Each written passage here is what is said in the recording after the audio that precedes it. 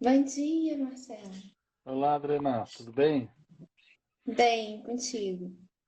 Tudo bem. Vou fazer uma coisa um pouco diferente, que é uma live de manhã. Eu faço, É, se- eu faço sempre à noite e eu não consegui muito tirar a luminosidade. Então minha cara fica um pouco iluminada agora a pela minha manhã. também, ó. Que, Não deu mas jeito. eu fiz de todos os jeitos para conseguir uma iluminação boa, mas não consegui totalmente. Mas o mais É, importante é que a gente conseguiu se encontrar.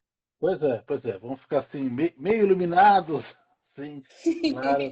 Mas obrigado pelo convite, né? Gostaria de estar voltando à Vitória para encontrar com vocês. Tá? Tive boas lembranças, ótimas lembranças de lá. Mas, infelizmente, a gente tem que se falar desse jeito, né? É, por enquanto. Por Por enquanto, se enquanto, Deus por quiser. enquanto. Bom dia a todas e a todos. Nós estamos aqui mais uma vez pela Escola Superior da Defensoria Pública do Estado do Espírito Santo, na alegria de fazer mais uma live. As lives da escola, não sei se você tem acompanhado, Marcelo, mas tem sido excelente. E a gente tem a oportunidade hoje de receber, assim, com uma grande alegria para todos nós aqui da Defensoria Pública, em especial do Núcleo da Infância e Juventude, Marcelo Semer, que é juiz de Direito do Tribunal de Justiça do Estado de São Paulo, tem mestrado em Direito Penal pela USP, doutorado em Direito Penal e Criminologia pela USP, é membro e ex-presidente da Associação de Juízes para a Democracia, ainda é colunista da revista Cult e responsável pelo blog Sem Juízo, um currículo super vasto. Marcelo, seja muito bem-vindo. É um prazer, uma alegria tê-lo conosco. Desde já, eu deixo aqui meu agradecimento a Camila, nossa amiga em comum e quem intermediou esse contato. E é um prazer mesmo recebê-lo. Seja muito bem-vindo. Olha, Adriana, bom dia a todos, bom dia a todos. O pessoal está entrando agora, né? Enquanto a gente vai falando, eles vão chegando. A Camila já está aí. Oi, Camila, tudo bem? A Camila que me obrigou a fazer. Não, não vem com onda, você tem que fazer também. Ó. A Thaís também estou vendo aqui. Acompanho bastante a jornada da pequenininha dela pelo Instagram. É De muito legal Glória. isso. Desde que eu fui a Vitória, eu acabei trazendo boa parte aí da Defensoria do Espírito Santo na bagagem, né? Então eu acabo interagindo bastante com vocês, principalmente pela internet, né? Instagram, Facebook, etc. E tal. E é muito legal esse intercâmbio. Mas eu queria começar aqui, eu sei que você vai ditar o nosso, nossa pauta aqui, mas queria parabenizar vocês, você, a Camila, o Hugo, que escreveram junto com a Kenaric, né? Boa na minha. Ah, foi excelente. É, Chegou a o ler artigo, nosso artigo no eu li, conjunto? eu li. O Hugo me mandou todas as coisas. Hugo, tudo que você mandou eu li. Eu fiz a lição de casa aqui. Achei muito legal. E, assim, mais do que o artigo em si, que é interessante, o protagonismo que a Defensoria Pública do Espírito Santo teve aí e acabou abrindo portas para outros estados, né? Quiçá isso se generalize, né? Através desse habeas corpus coletivo, que eu imagino que você vai falar um pouco mais sobre isso, mas eu queria desde já cumprimentar, né? É uma coisa que eu tenho falado algumas vezes aqui, é, parece que é puxação de saco, mas não é, é uma coisa sincera. Eu acho que a vanguarda intelectual jurídica hoje está na defensoria. Quando foi os anos 80 do século XX, 1980, 1990, essa vanguarda do pensamento jurídico ela estava no Ministério Público.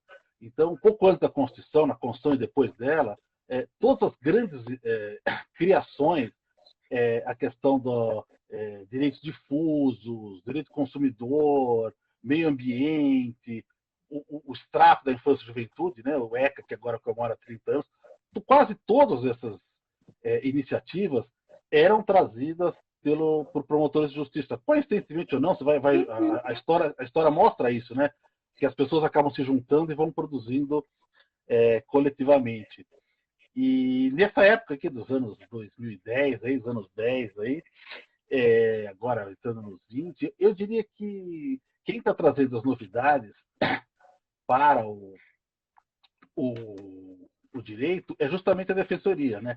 Essa ideia de litigância estratégica, essa ideia de habeas corpus coletivo que a gente não conhecia, né? Uma coisa que nunca tinha sido usado, a jurisprudência da Corte Interamericana de Direitos Humanos, né? Quer dizer, a convenção passou a ser no cotidiano. Eu fiz faculdade, nem sabia disso, né? Já tinha sido, já existia, então, mas nem sabia, não tinha noção do que era. E hoje está no nosso cotidiano. Então, assim, essa vanguarda aí foi trazida pela Defensoria. Eu gosto muito de frisar isso, porque é uma verdade. Eu espero, quem sabe, nos anos 20 ou 30, os juízes possam assumir essa vanguarda aí e trazer essa convencionalidade para o mundo real, né? Ou seja, aplicar nas decisões e tal. Acho que vai ser bem importante isso. Eu acho, vindo esse elogio de você, eu acho que a gente está fazendo o trabalho certo. A Defensoria Pública, diante das múltiplas necessidades que surgem dos nossos atendimentos, especialmente de lidarmos com tanta vulnerabilidade, acaba tendo que se valer de diferentes recursos e meios de atender essa necessidade da população. E o uso do habeas corpus coletivo, por exemplo, não só por nós aqui da Defensoria Pública do Espírito Santo, mas por outras defensorias, tem sido um importante meio de acesso à justiça, de democratização e de tutela de direitos fundamentais mesmo. Então, eu acho que a nossa luta, que não só a Defensoria Pública, o Ministério Público, mas o Poder Judiciário, o sistema de justiça como um todo, se vale, assim, de meios que atendam o máximo possível os direitos humanos, né? É a nossa meta em termos de instituição, eu acredito. Eu acho, Adriana, você tocou num ponto importante, que é assim, sempre aprendi isso, a necessidade cria as oportunidades, né? Então, assim, a defensoria, ela chegou atrasada, porque ela chegou frágil num ambiente onde ela tem muita dificuldade de disputar com todos os processos, em todos os lugares, e aí cria mecanismos que permitam, e o habeas corpus coletivo é um deles. Mas o que eu acho mais importante do habeas corpus coletivo essa ideia de romper, uma coisa que é muito tradicional na nossa jurisprudência, na nossa doutrina, que é a ideia do caso isolado. Né? Ah, não, isso aqui é um caso isolado, isso é um caso isolado. A violência é um caso isolado, a superlotação é um caso isolado. Cada caso tem que ser... toda essa ideia de atomização que a gente construiu numa doutrina positivista e liberal, etc. E hoje essa ideia do caso isolado, ela é um grande argumento de negação, né? Para você negar a violência, isso aqui é só nesse caso eu vou fazer. E o que vocês estão mostrando é que, em geral, essas violências, como por exemplo a superlotação, como por exemplo tratar os adolescentes em prisão e não em escola, etc.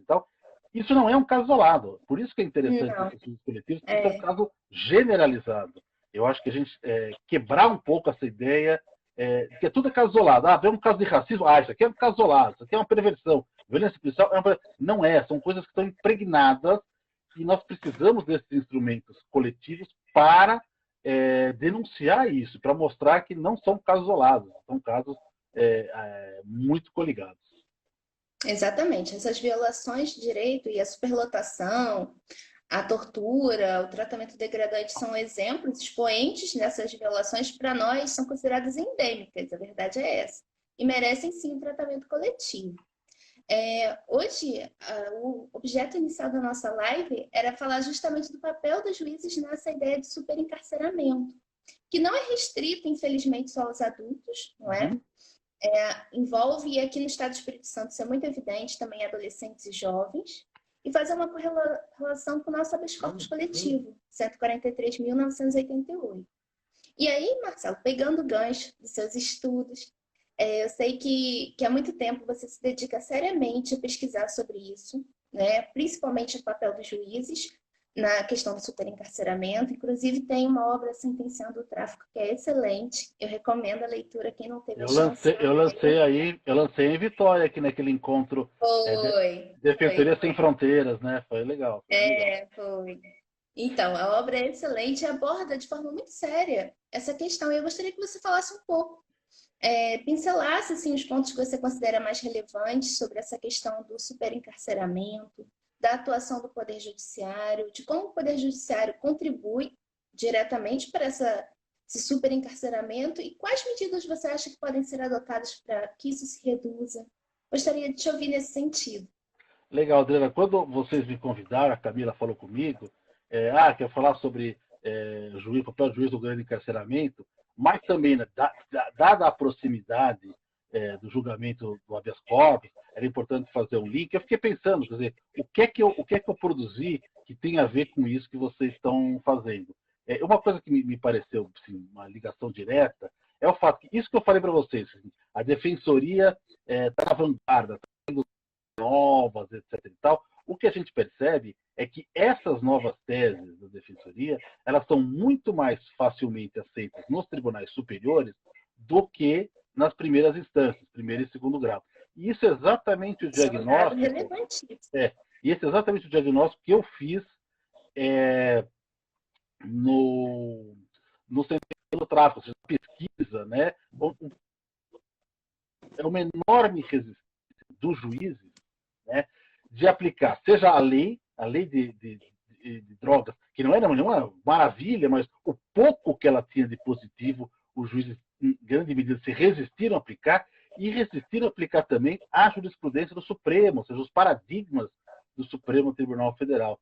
Então, assim, essa dissonância entre aquilo que chega, que vocês conseguem fazer chegar ao Supremo, e aquilo que vem no cotidiano, no dia a dia, é um fosso muito grande.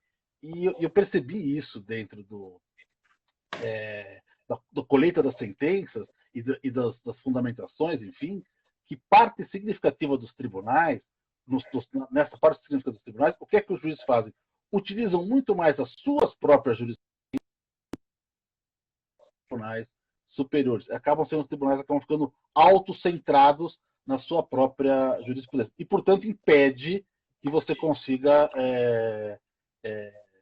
jurisprudências novas, etc. E tal.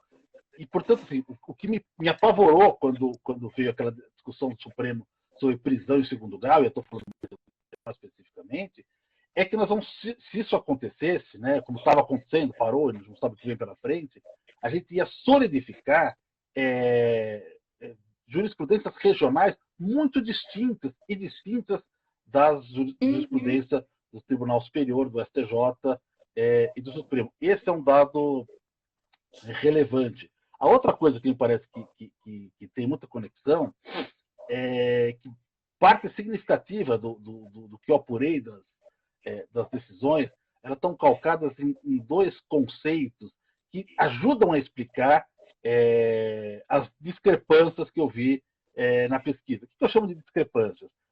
Os processos relativamente simples, né?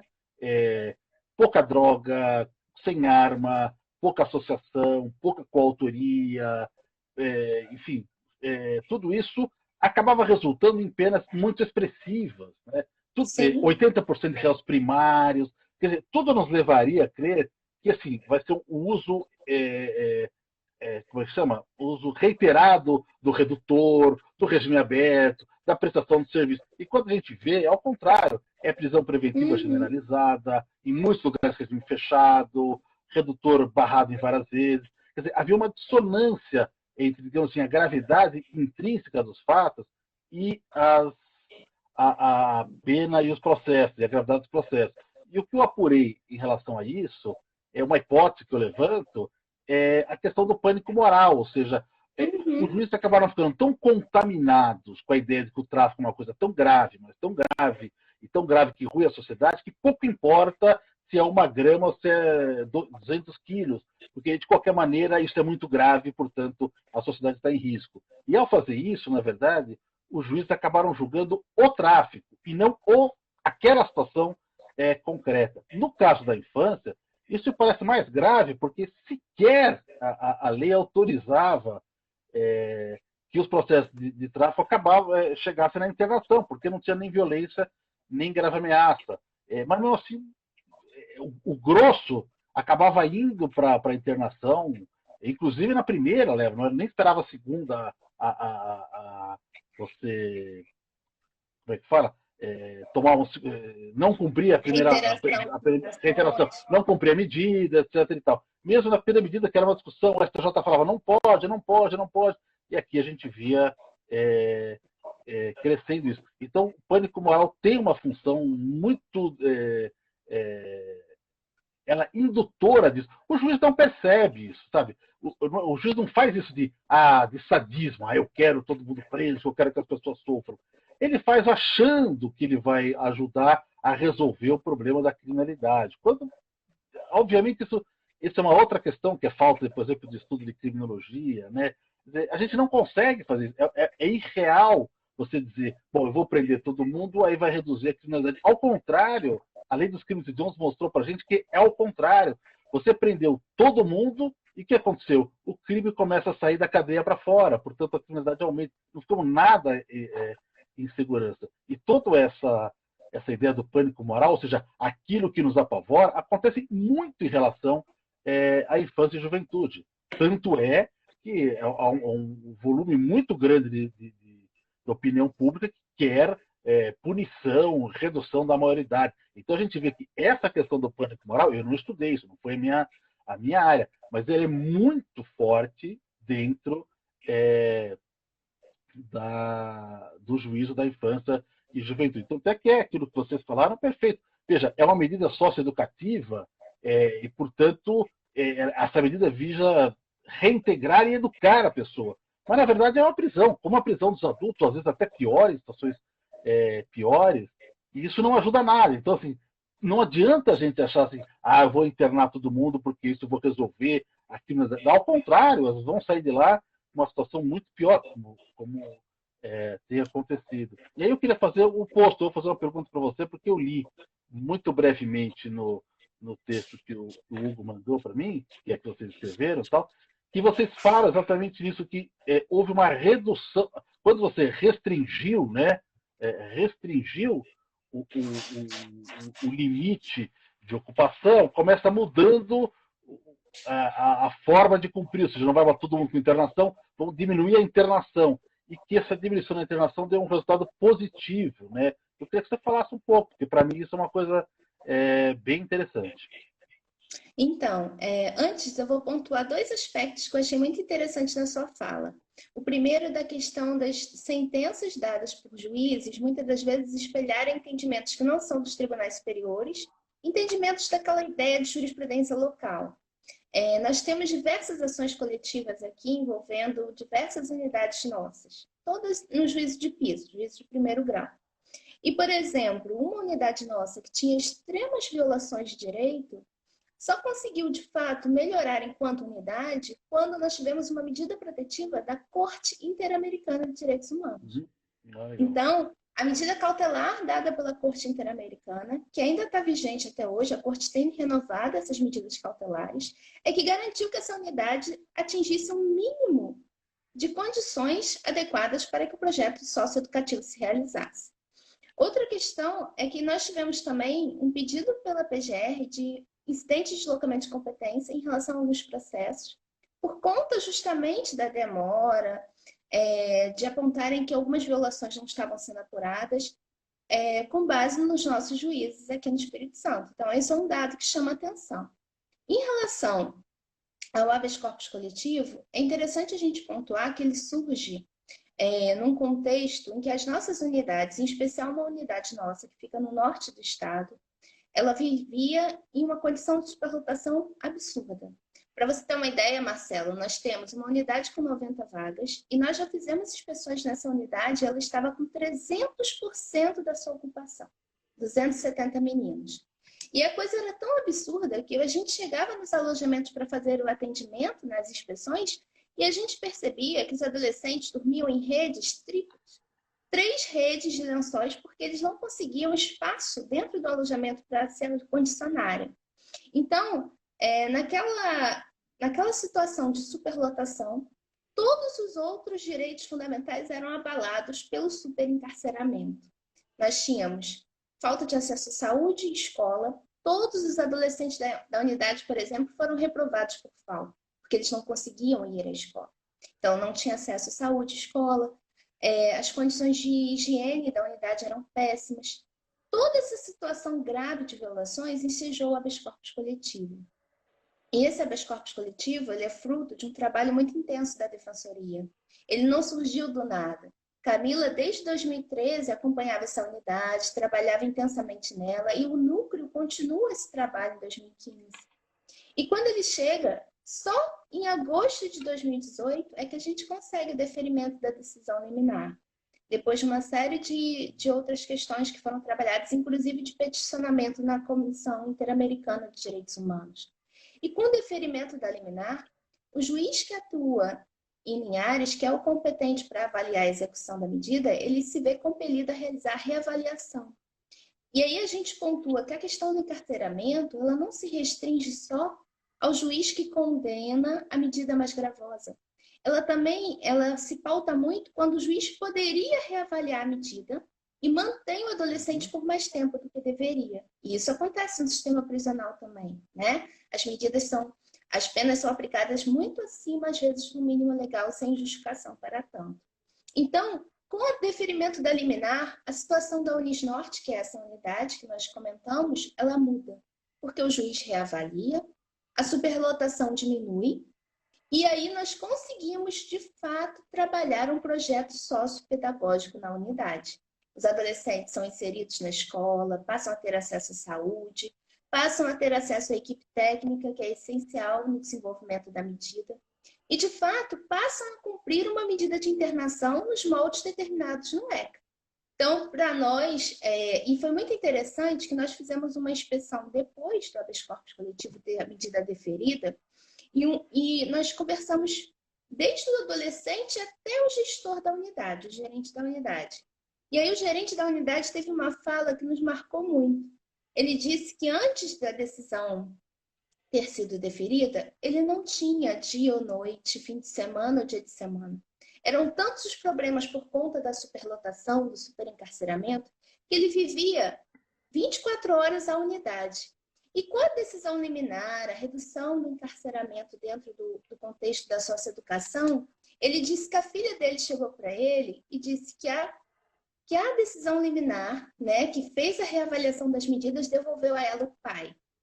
Então, a gente percebe que o habeas corpus coletivo, ele tem uma função muito além só do adolescente. Ele privilegia o adolescente, sim, porque ele é o nosso objeto principal, né? De proteção, de tutela, de promoção de direitos humanos. Ele é aquele sujeito de direitos essencial dentro desse habeas corpus.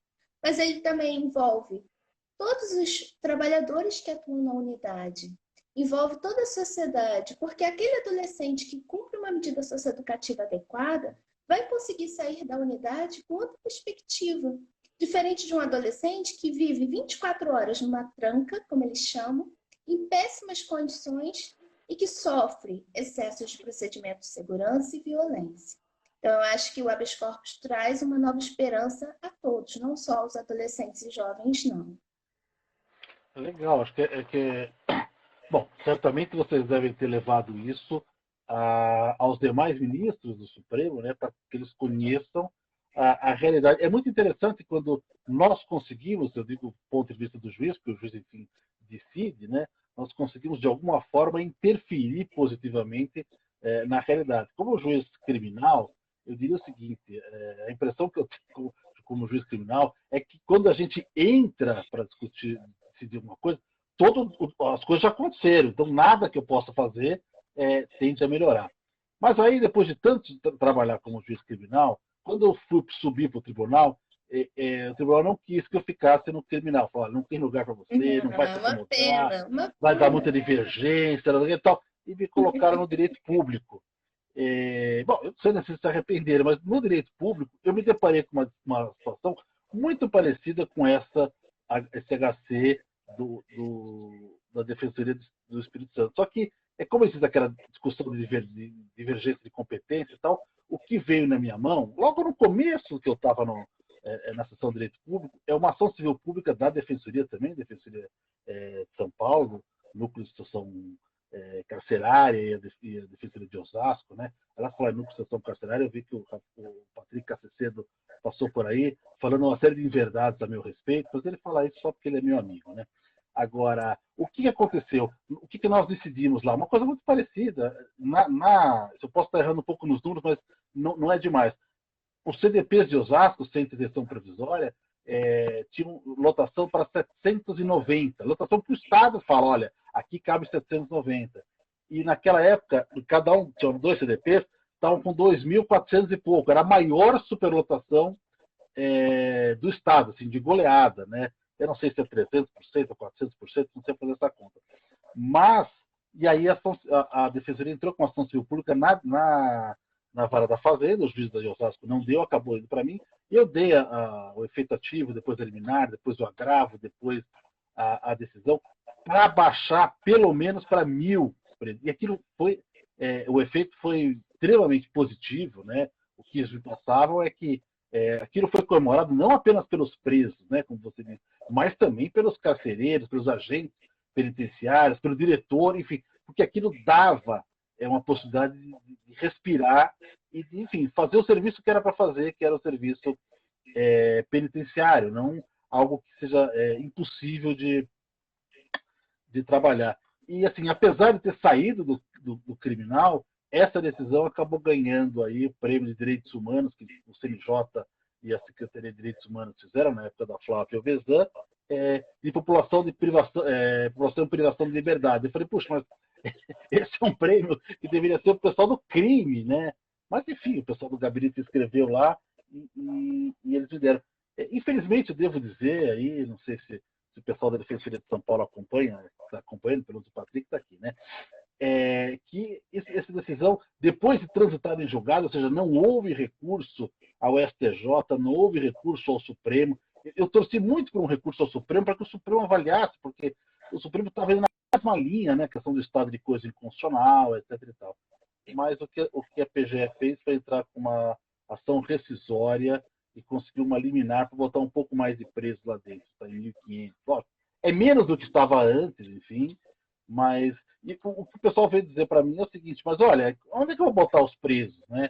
Então me parece que a gente está chegando no limite, é preciso ter essa atenção para chegar no ponto dos números clausos, né? Não há outra forma da gente barrar o grande encarceramento se não assumir o números clausos, ou seja, olha, a partir de agora não entra mais ninguém. Ah, mas tem que entrar porque é um caso grave, etc. e tal. Tá bom, vai entrar esse e vai sair outro. Você vai forçar as pessoas, ao que você falou, né, as reavaliações, enfim, né, na infrajuventude também pode-se fazer isso, concessão de benefícios, não é benefício, na verdade, são direitos, né, na área de execução criminal, de modo que a gente, enquanto não houver uma ordem proibindo isso, o nosso encarceramento vai crescer de uma forma gigante. Absurda. Então, e o que é pior, a gente teve, até agora há pouco, a gente tinha como ministro da Justiça, o Sérgio Moro, que ele era, em relação ao grande encarceramento, acho que não só isso, em relação a isso, ele era um negacionista. Então ele dizia, o Brasil não tem grande encarceramento porque a nossa taxa é menor do que a taxa de Mônaco. Bom, é uma estupidez falar isso, porque você não pode comparar essas dimensões, essas grandezas tão diferentes. Anteontem, eu acho que eu vi no Jornal Nacional, dizendo, olha, que o governo está dizendo que a nossa taxa relativa de morte de Covid não é tão grande assim. Não, aí o Jornal Nacional falou assim, não, realmente, a primeira, a maior taxa é de San Marino, mas não vale nada isso, porque a gente tem que comparar as grandezas, né? Então, quando a gente tem alguém no poder que nega a existência dos fatos concretos que a gente conhece e da ciência que a gente conhece, acontece isso. Então, eu acho que o nosso encarceramento está acontecendo a mesma coisa que acontece com a pandemia, ou seja, nós estamos subindo de uma forma assustadora e continuamos, não paramos de subir. E acontece o mesmo encarceramento. Os Estados Unidos parou de subir, a Rússia baixou enormemente o encarceramento, né? Ela já teve 1 milhão, hoje tem 600 mil, e o Brasil vai subindo, subindo, subindo. A tendência é ele passar todo mundo.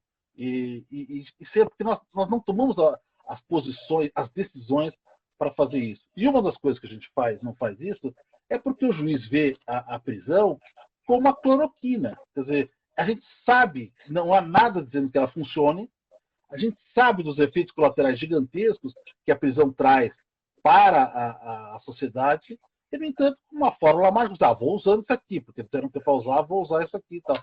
Então, acho que a gente tem que tentar quebrar essa ideia do negacionismo, porque se a gente não quebra o negacionismo, a gente não consegue enxergar a realidade, não há como acertar. Ninguém acerta no escuro, sem conhecer a realidade. Sim, eu ia até comentar aqui que Thaís pontuou muito bem. Antes, os meninos passavam 23 horas trancados, né? Hoje, depois do habeas corpus coletivo, eles conseguem fazer atividades ao longo do dia todo e só passam trancados, de fato, no alojamento à noite. E essa questão do juiz conhecer, do ministro conhecer a realidade, me lembrou um fato que foi relevante. Nós, numa inspeção que fizemos em 2019, 2018, eu acho. Em 2018, nós vimos aquela situação drástica. Isso foi, acho que em junho, um pouco antes do meados do ano de 2018. Vimos aquela situação drástica da unidade e aí falamos para os meninos que nós tínhamos o habeas corpus coletivo, que ele ia ser avaliado em termos de decisão liminar pelos ministros do Supremo Tribunal Federal, pelo ministro relator, que era o ministro Fachin. E aí um menino falou assim, eu quero falar com o ministro, eu quero gravar um vídeo. E aí o colega Hugo, com o tablet funcional nosso, gravou um vídeo do menino para o ministro Edson Fachin. E quando nós fomos conversar com o ministro, né, expor a relevância do habeas corpus coletivo, nós levamos esse vídeo e ele viu o vídeo. O menino, de fato, conseguiu falar ao ministro tudo que ele sentia, o que ele demandava, ele mostrava a realidade do alojamento, e aquilo foi uma garantia de direitos assim, extrema, porque aquele ministro que tem uma responsabilidade enorme, que vai avaliar o habeas corpus coletivo, que é paradigma no Brasil, de fato teve acesso, conheceu a realidade daquele menino que está ali tendo seu direito violado, né? Então, eu acho essa aproximação extremamente relevante. Eu acho que o juiz tem que ir além, muitas das vezes, do que está friamente posto ali no escrito, para perceber uma realidade muito mais ampla. Outra coisa que você comentou aí é verdade, a questão da aplicação das medidas de internação, a gente percebe que com o habeas corpus coletivo, o Poder Judiciário, de alguma forma, também se viu compelido, né, e o Ministério Público, a Defensoria, a observar melhor a aplicação das medidas de internação. Então, houve um estímulo para que medidas em meio aberto fossem aplicadas em detrimento de medidas restritivas de liberdade. E aí foi necessário repensar isso de fato, porque não adianta só colocar meninos lá dentro e enquanto couber vai se colocando, não é isso. A questão do números clausus foi um pedido nosso, né? E foi acolhido pelo ministro Fachin, e é essencial, né? Aquela ideia de que você vai colocar, a unidade está superlotada, tem um limite máximo. Se vai colocar mais, pelo menos alguém tem que sair, né? E a questão dos 119%. Esse número percentual não saiu assim do nada. Nós fizemos uma pesquisa pelo Conselho Nacional do Ministério Público e eles têm dados de 2013 e a pesquisa que saiu em 2015. Eles fizeram uma média nacional de ocupação. E a média nacional era 119%. Por isso, no habeas corpus coletivo, nós pedimos que toda vez que se olhasse a ocupação da Unisnorte, se respeitasse o limite máximo de 119. E foi tão interessante que isso valeu para a Unisnorte, com a decisão do Fachin, e acabou sendo usado pela autarquia aqui estadual para todas as outras unidades. Então, gerou um efeito reflexo também nas outras unidades. Depois da decisão liminar, nós tivemos também o ingresso. Antes da decisão liminar, nós tivemos o ingresso de 3 amici curiae, né, que era o Alanas e Bcecrim, e o Conectas. E depois da decisão liminar, outras defensorias também ingressaram no processo.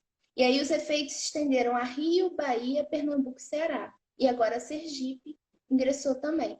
Então é uma decisão que é importante porque impacta não só o Espírito Santo, ela impacta a nível nacional o sistema socioeducativo do Brasil. E aí a gente vê como a atuação do Poder Judiciário nesse momento é relevante.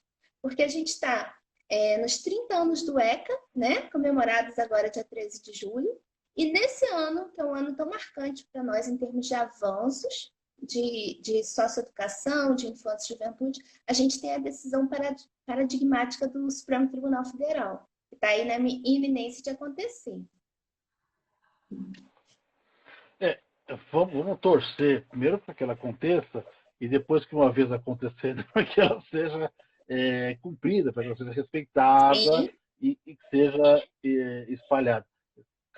Acabei de ver aqui que entrou o Rubens Casar, que dá um enorme prestígio para a gente aqui, Leonardo Marcondes Machado também, que já fizemos algumas lives aí, o pessoal, minhas amigas aqui do Espírito Santo, né? Vivian, Priscila, tá todo mundo aqui achando bem legal, estou me sentindo bem em casa aqui. Que bom. Acho que a gente tem que tentar compreender, em primeiro lugar, no caso da infância e juventude, acho que vocês acabam mostrando com isso a enorme hipocrisia que é esse cumprimento da medida socioeducativa, né?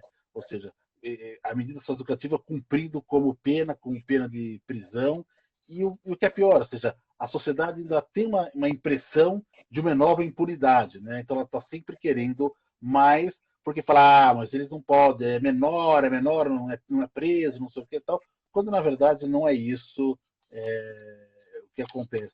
E eu acho que é interessante também mostrar as possibilidades de que a medida socioeducativa possa ter. Eu acho que isso é importante para digamos, pesquisadores, né, o pessoal que está entrando no meio, estudando, nas faculdades, universidades, BCCLIN, etc. E tal, mostrar assim, qual o reflexo do cumprimento das penas em regime de internação e fora da internação de outras formas, ou diferentes mecanismos de internação, para que a gente possa ter essa noção e mostrar para as pessoas. Eu já vi um estudo, se não me engano, foi em São Carlos, em que mostra assim, é menor a reincidência da infância e juventude no cumprimento de sanções em meio aberto do que em meio fechado. E muito provavelmente isso deve acontecer em vários outros lugares. Pelo menos para a gente quebrar aquela ideia do juiz, quando ele coloca na sentença assim, não, eu preciso manter o preso para evitar que ocorra mais crimes, etc. E tal, ele está fazendo o contrário, né? Essa prisionalização, eu sempre digo isso, é jogar querosene na fogueira. A gente só está aumentando isso. E por isso que a gente sempre continua, vai refazendo e refazendo e refazendo. Tem um autor americano, o Jeffrey Raymond, tem um livro, o título do livro eu achei fantástico, né? Que o rico fica cada vez mais rico e o pobre vai para a prisão, né? The richer get richer and the poor get prison, né? Onde ele fala assim do direito penal, ele é formatado para não funcionar, né? Então ele chama isso da derrota de Pirro, né? Que é algo que é feito para que continue se mantendo isso sempre na mesma posição de intimidação, de controle, etc. E tal. Isso vai também aos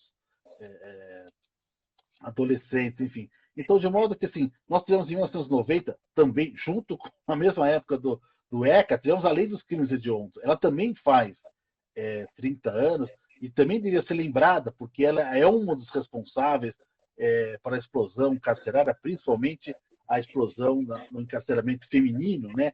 Cujos reflexos são terríveis, né? Porque nossa sociedade patriarcalista, né?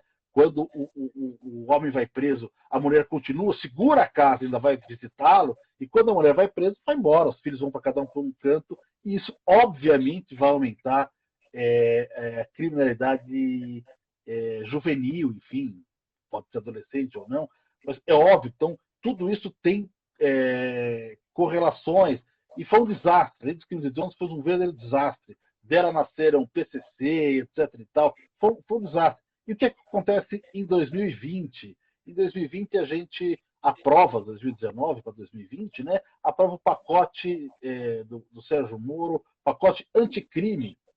O pacote anticrime, que é o nome é grotesco, obviamente, mas ele é um desastre, porque ele tem uma bomba relógio nele, que é aumentar o espaço-tempo de criminalização para 40 anos, quase uma prisão perpétua, e também em relação às progressões da execução criminal. Quer dizer, a gente está voltando quase à ideia da proibição de progressão, do regime integralmente fechado, com umas certas nuances para disfarçar, mas, enfim, é o que a gente está levando. É uma bomba relógio que vai estourar em alguns anos, porque ela só pode ser aplicada nos crimes futuros, e a gente já sabe disso, a gente já sabe que deu errado, e mesmo assim reincide, porque isso dá ibope, isso dá discurso, isso dá quociente eleitoral, as pessoas gostam, etc.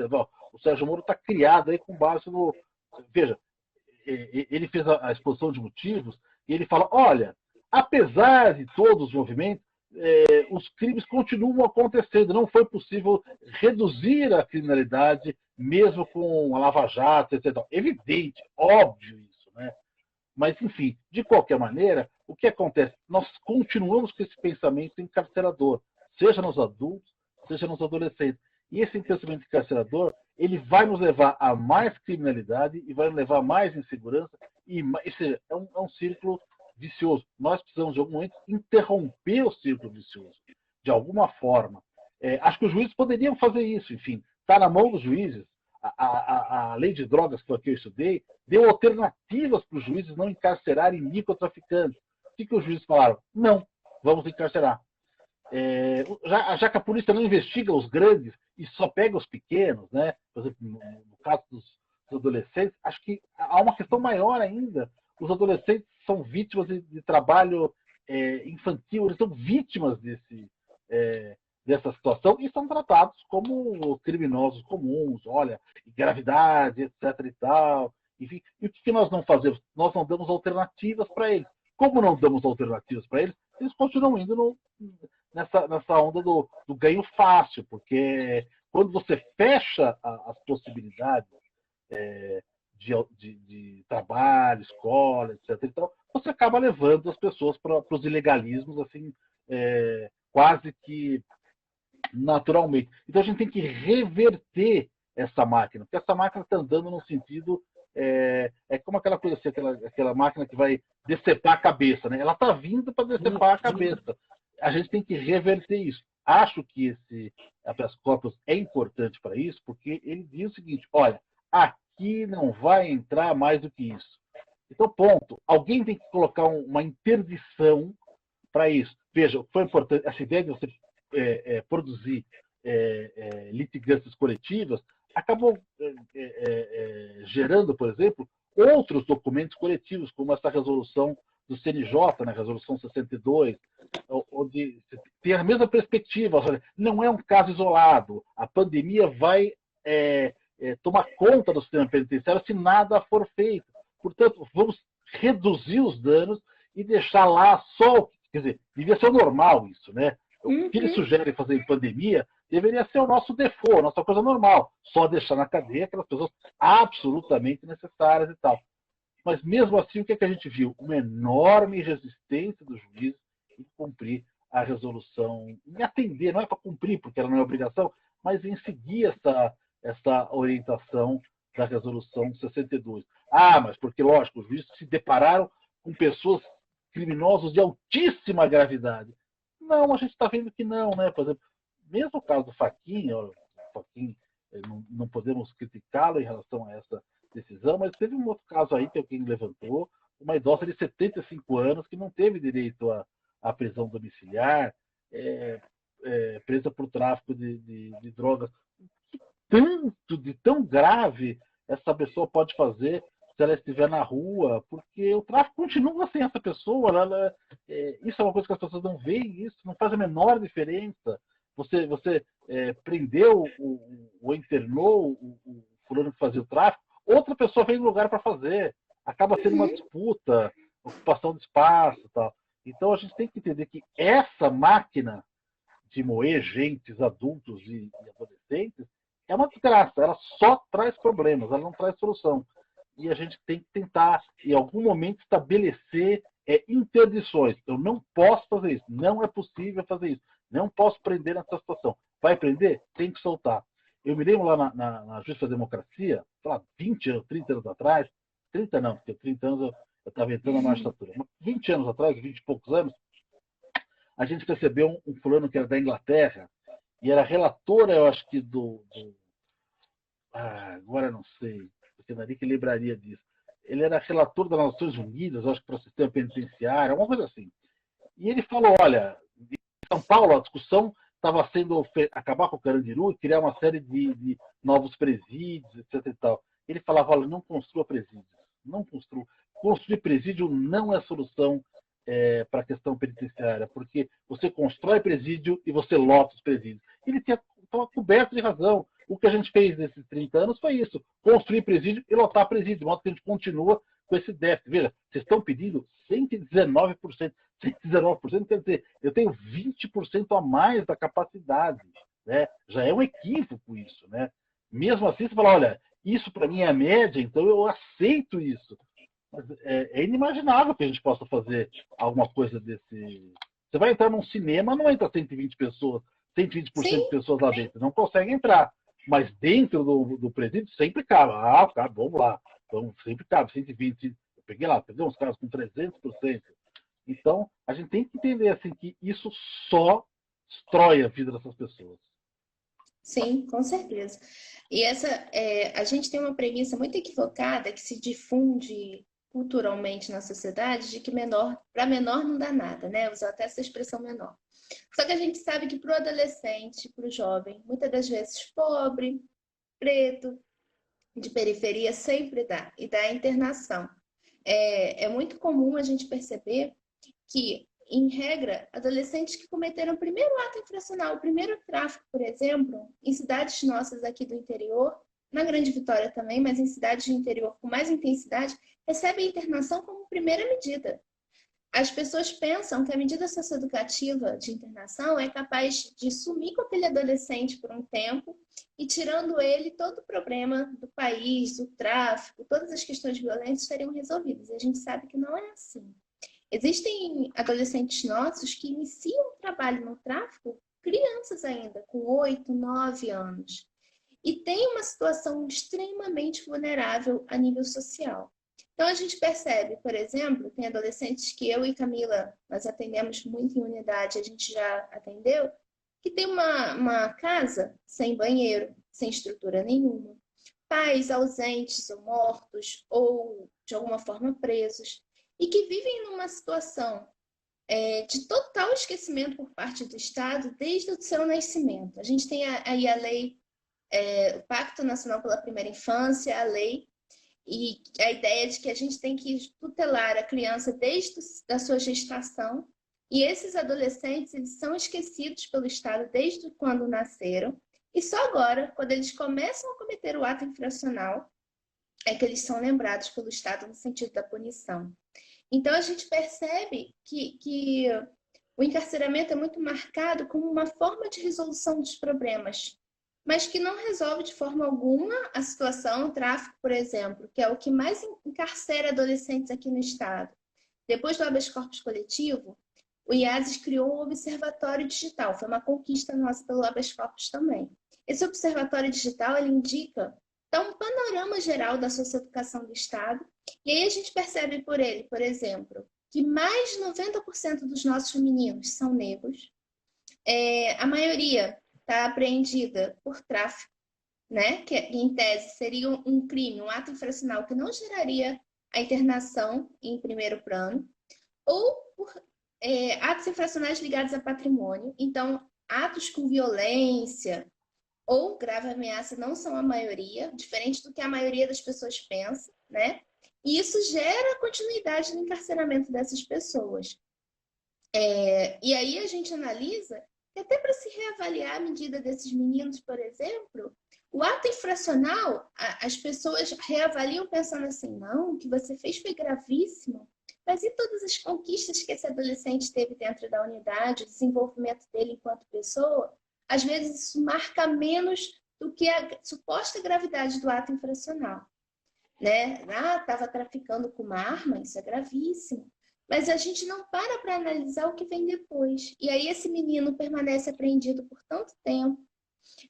Isso impacta diretamente toda a unidade, porque, de fato, a unidade não é só um espaço para que você amotine pessoas. Vai jogando, vai jogando. Existiam pessoas que falavam assim, não está cabendo? Se está cabendo, pode colocar e pode manter. Não é isso. A unidade ela foi pensada em toda uma organização de sistema para que, de fato, ela faça diferença na vida daquele adolescente que é um ser em desenvolvimento. A gente percebe que hoje a nossa realidade a maioria dos nossos adolescentes, em geral, pobres, ou estão indo no cumprimento de medidas socioeducativas de internação, estão apreendidos, ou estão morrendo. Isso é uma marca de uma geração que está sendo perdida ou para a internação, que é grave, drástica, ou para a morte. Aqui no estado do Espírito Santo, por muito tempo, alguns municípios lideravam o ranking de homicídio de adultos, de jovens e adultos. Isso é uma coisa séria de se pensar, porque a gente percebe que o adolescente hoje, que passa por uma medida socioeducativa que viola os seus direitos, amanhã ele está ingressando no sistema prisional ou ele está sendo morto. Então, isso é uma coisa muito séria, né? Todas as vezes que a gente discute sistema penitenciário, violência no sistema prisional, sempre tem que colocar esse adendo, né? Aquelas pessoas que estão lá são as que sobreviveram, né? Porque uma parte e outra foram as que morreram. E é curioso, não é curioso, né? A gente sabe, enfim, mas o homicídio, que as pessoas trabalham muito com essa ideia de homicídio com segurança, né? Mas o homicídio, ele é praticamente desprezado dentro do sistema penal, né? Não tem, ao passo que tem no sistema penitenciário, né, de adultos, a gente tem por volta de 30% de pessoas condenadas por crimes relacionados às drogas, em geral o tráfico. No caso do homicídio, não chega a 10%. O Brasil tem um índice violento, enorme de homicídio e muito pouco de resolvido homicídio. E sabe por que isso? Em razão por causa das vítimas, né? E se você comparar o gráfico, o Atlas da Violência, com o sistema penitenciário, a gente vai ver que as pessoas que compõem o sistema penitenciário são as mesmas, mesmo perfil das pessoas que são vítimas das violências, né? Sobretudo jovens pretos e pardos, né? Então, assim, há quase um decalque entre isso, de modo que a criação, praticamente, aí, daquilo que o Rubens Casara chama aí dos indesejáveis, né?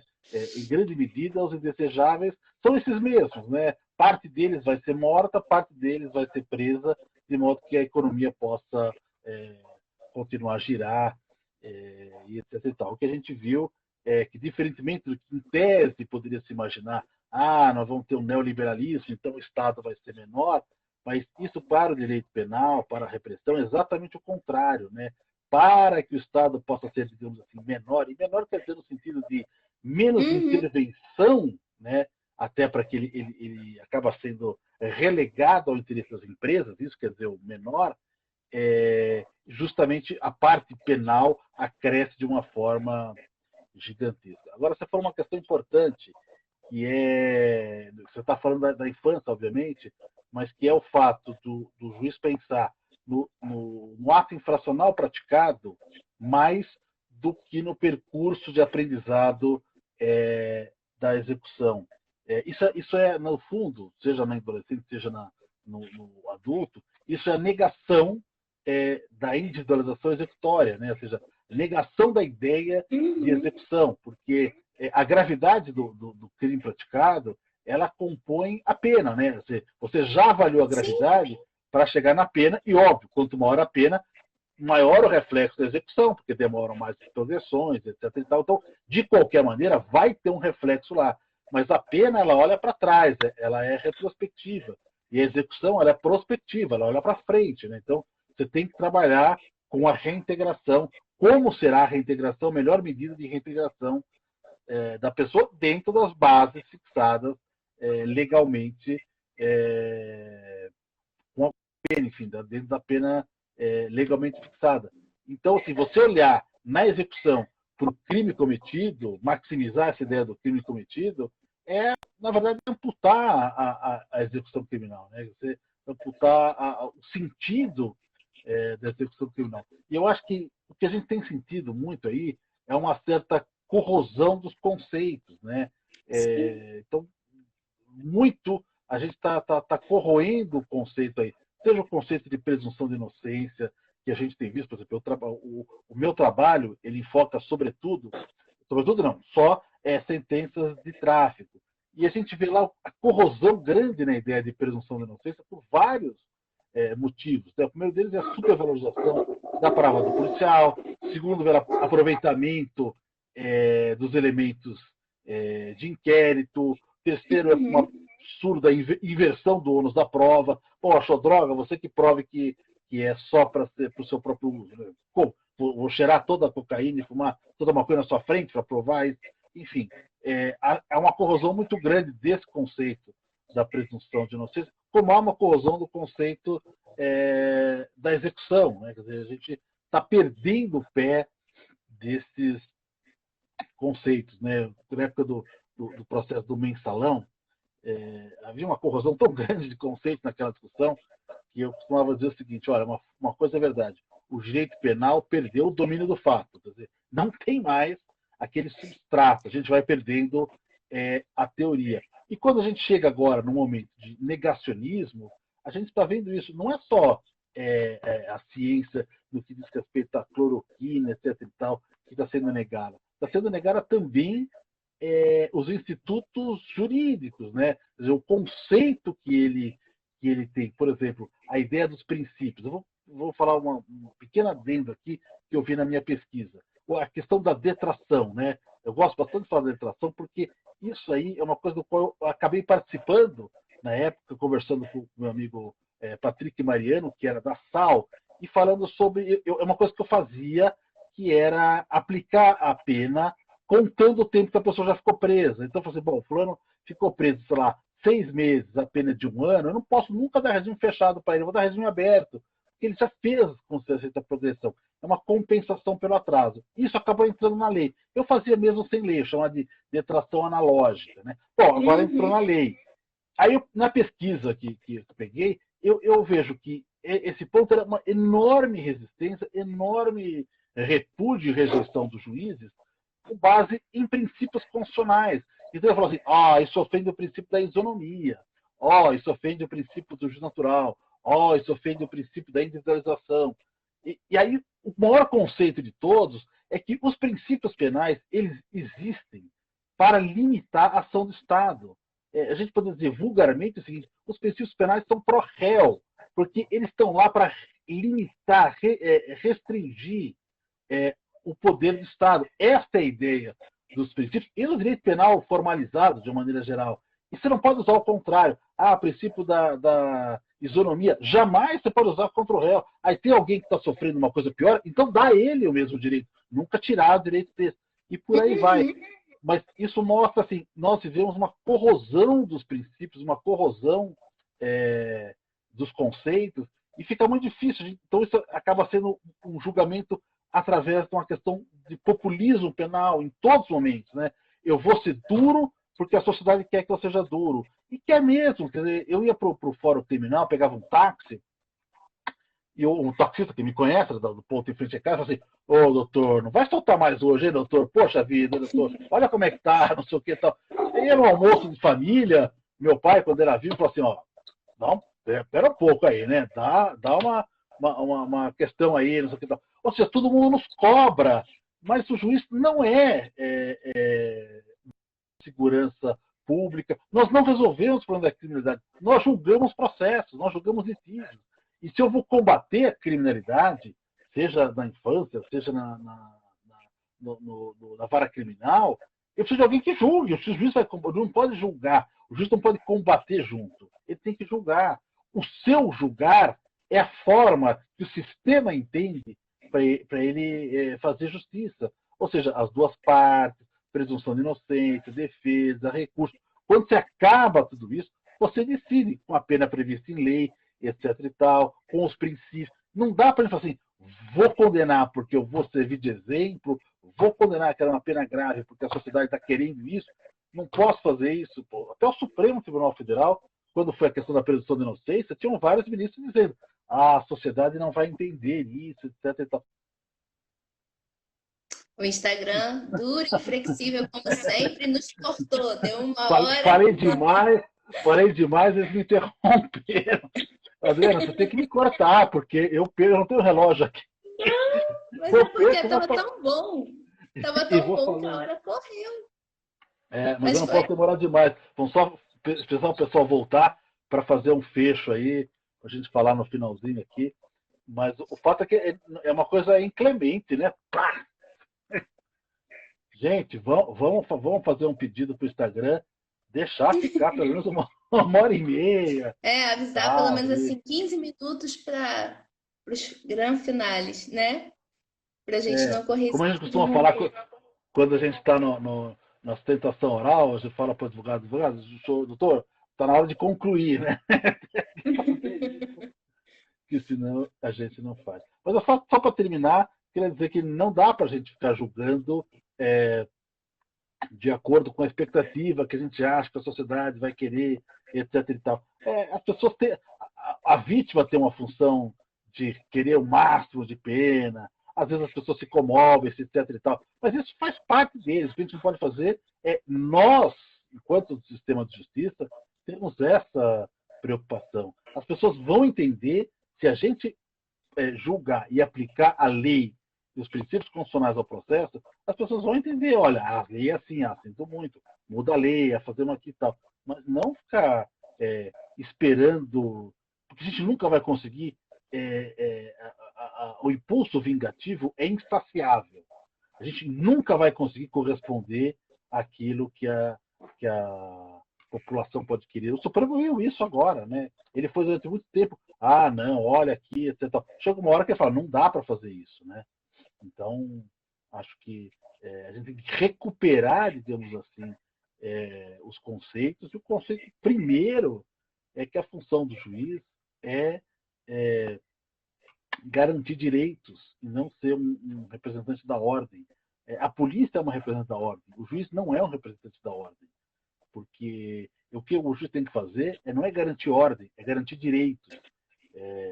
E a justiça é mais importante do que a ordem em muitos sentidos. Veja, a gente viveu durante muitos anos uma ditadura. A ditadura tinha muita ordem, mas não tinha justiça.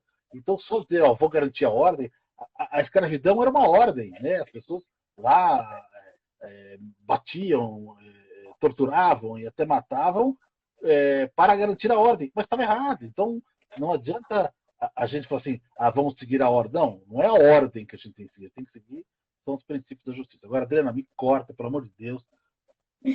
Caminho ao E final, não, é senão muito bom te ouvir, Marcelo. eu vou ficar A falando gente tinha que aqui. ter horas e horas para fazer outros eventos com você e poder te ouvir. Não, concordo plenamente com você. Eu acho que a gente vivencia períodos atuais em que a gente tem que defender muitas das vezes o óbvio. O Supremo Tribunal Federal, a gente sabe que tem um papel contra-majoritário extremamente importante, porque, acima de tudo, é a tutela da Constituição, é a tutela dos direitos fundamentais que devem ser levadas em conta. E eu acho que todos nós, de alguma sorte, temos sim a função importante de tutelar e promover direitos humanos. A história do habeas corpus coletivo, de alguma forma, encontra a sua também. Você, hoje, e diante de toda a sua atuação conosco, contribui para que a gente avance na proteção e tutela dos nossos adolescentes. Eu queria te agradecer muitíssimo pela participação. Você é sempre muito bem-vindo. Que a gente possa, no futuro não muito distante, fazer outros eventos e contar com você aqui. Seja, infelizmente, ainda por videoconferência, mas em breve com a sua visita presencial ao nosso estado. A gente tem muito orgulho de ter te ouvido em outras oportunidades e quer que isso se repita sempre, Marcelo. Muito obrigada mesmo pela sua presença. Olha, eu devo dizer o seguinte, eu fui a Vitória super rápido, né? Passei um dia e meio com 2 eventos e não conheci nada, né? Nem o convento lá que fica da Penha, né? Que fica lá, eu não fui. Uhum. Próxima vez eu preciso de um dia, pelo menos, para conhecer um pouquinho de Vitória. Queria agradecer esse convite, foi gostosa a conversa. Parabenizar vocês todos pelo habeas corpus coletivo, desejar sorte aí para o julgamento que vem. E dizer o seguinte, a primeira das pessoas que eu conheci aí da Defensoria foi a Camila, né? E quando eu conheci a Camila acho que não sei se era Facebook, era Instagram, já não lembro mais, ela ainda era defensora em Linhares, né? Então eu me lembro dela falando sobre os problemas da unidade de internação, não sei o que tal. Eu não imaginava que aqueles problemas, etc., ia virar tudo isso.